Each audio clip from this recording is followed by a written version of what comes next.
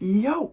So today we are back with another video. So today we're going to be talking about Uber Eats, tricks, tips, and just different things like that. Different things I've learned. So I've been doing Uber Eats for more than 2.5 years now.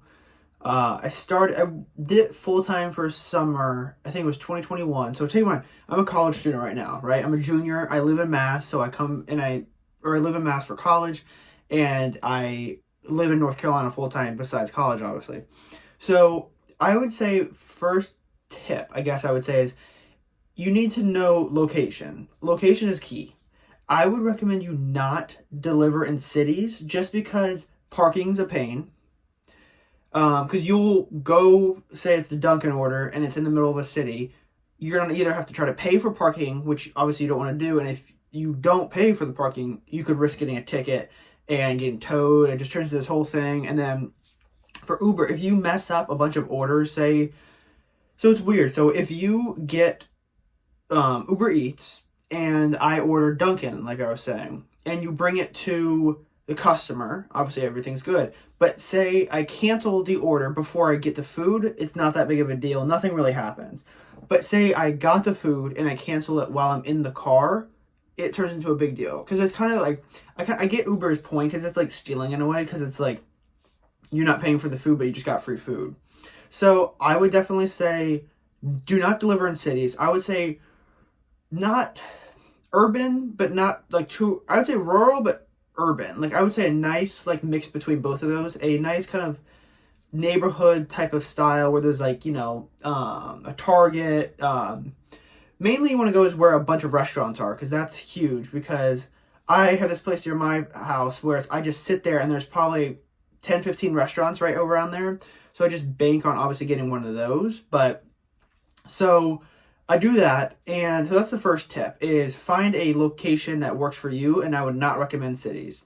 Second would be to when you pick the order, you want to make sure, say it's 2.8 miles and it's $8. That's a good order. But say it's 5.8 miles and it's $4.75. That's a terrible order.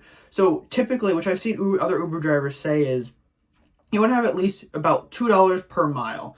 And Uber pays a base which keeps dropping every year. At first, in 2019, it was $6, and now it's like, depends on the order, but it's like $2, $2.50. The highest I've seen is $2.50. But so you're really relying on tips. Another reason why you always want to be in communication with your, I guess you can say customer, but you always want to say, I'm on my way, and if you can't find them, text them. Because Uber has this nice thing, is like, say I text the person and they're not responding within 8 minutes, I can technically just leave the food somewhere, like on a park bench or something, take a picture and leave. So I'm not waiting there 25 minutes and they never show up, and it hurts me because I could be doing other orders. Because I also was a Pizza Hut delivery driver a few years ago, as you can see. But that's what I hated. You'll call these people, they won't answer. You have to wait until they get the food, or also they pay cash or whatever. But I would say is that you need to definitely start right when you lose communication, text, because then the 8-minute timer starts and you can drop it at the end and it doesn't hurt you, and Uber's defending you in that way. Another thing is, I would say I've seen a lot more of these, it's like enter a pin.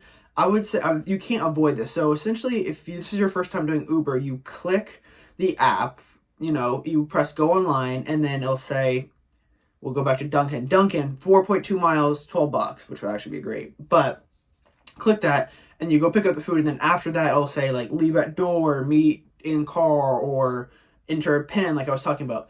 Those are a pain because some people will forget that they have a pin, and you'll give them the food and you'll say, oh, what's the pin or whatever, and they'll just be like, oh, I don't do that, and they'll just close the door. And then because Uber, the reason they do that is because they want, obviously, to get their food, because probably in the past Uber Eats drivers would just leave it and run.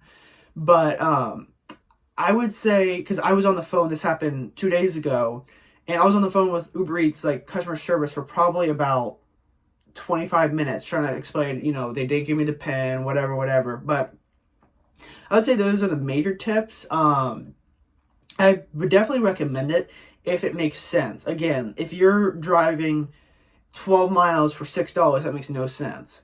But you always want to stay around a local place, because you don't want to go too far, because you also want to look at where the order is going, because if it's like in, you know, a good place, but then the order takes you 5 miles out of this, you know, not city, but rural, urban kind of place, you gotta drive 5 miles back, you're not getting any orders back. So you gotta take that in mind too, and sometimes those will be higher paying, but sometimes they're not worth it in the long run. But yeah, so here's just a quick 3 or 4 tips that I would definitely recommend for beginners, and I would definitely recommend you doing Uber Eats.